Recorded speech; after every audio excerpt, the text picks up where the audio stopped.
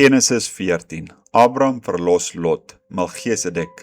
en in die dae van Amrafel, die koning van Seneer, Arog, die koning van Elazar, Kedor, Laamor, die koning van Elam, en Tedeel, die koning van die nasies, het hulle oorlog gevoer teen Bera, die koning van Sodom, en teen Bersa, die koning van Gomorra, Sineb, die koning van Adma, en Semeber, die koning van Sibion, en teen die koning van Bela, dit is Sor. Hulle het almal hulle leers verenig in die laagte Siddim, dit is die Soutsee. 12 jaar lank het hulle Kedor Laamor toe al gedien, maar in die 13de jaar het hulle opstandig geword. Toe kom Kedor Laamor in die 14de jaar in die konings wat saam met hom was, en hulle verslaan die Rafiete in Astarot, Karneem, en die Sosiete in Ham, en die Ememite in die vlakte van Kiriataim, en die Horiete op hulle gebergte Seir, tot by El-Paran, wat aan die woestyn lê. Daarop het hulle omgedraai en by En-Mispat, dit is Kades, gekom en die hele land van die Amalekiete verower, en ook die Amoriete wat in Hasason, Tamar woon. Toe trek die koning van Sodom uit, en die koning van Gomorra, en die koning van Adma, en die koning van Sebom, en die koning van Bela, dit is Sor, en stel hulle in die laagte, Siddim, in slagorde teen hulle op,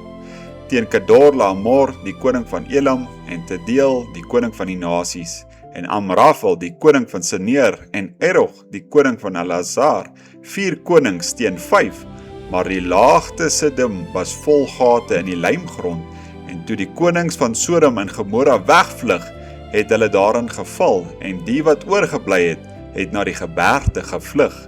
en hulle het al die goed van Sodom en Gomorra en al hulle voedsel geneem en weggetrek. Hulle het ook Lot, Abram se broederskind, en al sy goed geneem en weggetrek, want hy was in Sodom woonagtig.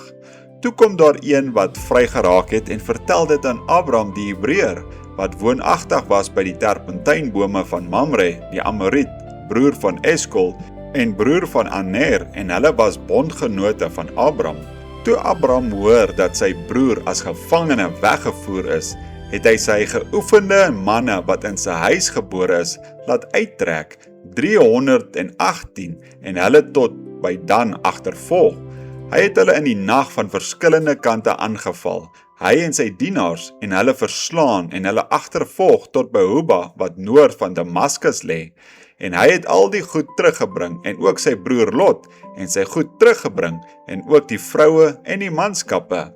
Na sy terugkoms van die oorwinning op Kedor Laamor, en die koning wat saam met hom was, het die koning van Sodom uitgetrek, om tegemoet na die laagte Saba, dit is die koningslaagte, en Melchisedek, die koning van Salem, wat 'n priester van God, die Allerhoogste was, het brood en wyn gebring, en hom geseën en gesê, geseënd is Abram deur God, die Allerhoogste, die skepper van hemel en aarde, en geseënd is God, die Allerhoogste, wat u vyande in u hand gegee het, toe gee hy hom die 10de van alles. En die koning van Sodom sê vir Abram, gee my die mense, maar neem die goed vir u self. Toe antwoord Abram die koning van Sodom, ek hef my hand op tot die Here, God die Allerhoogste, die skepper van hemel en aarde, dat ek geen draad en geen skoenriem, ja, dat ek niks sal neem van alles wat uwe is nie, sodat u nie kan sê nie, ek het Abram ryk gemaak.